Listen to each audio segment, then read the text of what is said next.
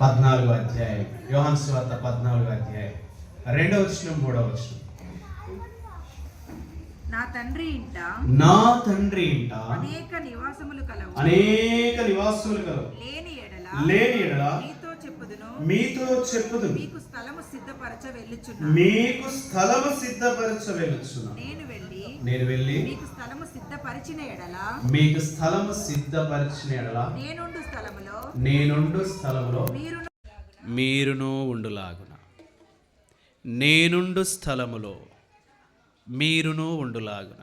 తన ఇంటికి వెళ్ళాడు. ఎక్కడికి వెళ్ళాడంటే ఆయన ఉండే స్థలములోనికి.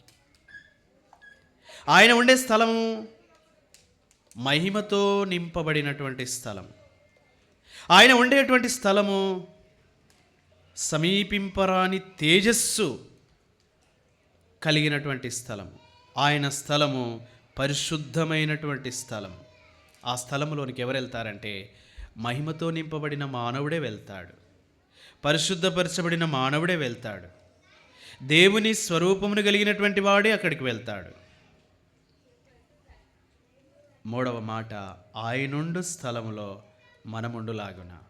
ఆయన మరలా వచ్చి తీసుకుని వెళ్తాడు. మరణించినటువంటి వారు ఆ నిరీక్షణతో ఈ లోకాన్ని విడిచిపెట్టి వెళ్ళారు. దినాలు సంపూర్ణమయ్యాయి, వారు వెళ్ళిపోయారు. ఇంకా మన దినాలు సంపూర్ణం కాలే, అసంపూర్ణంగా ఉన్నాం గనక సంపూర్ణత వైపు వెళ్ళాలి గనక, ఆయన ఉండే స్థలములో మనం ఉండాలి గనక, ఆయన రూపాన్ని మనం కలిగి ఉండాలి.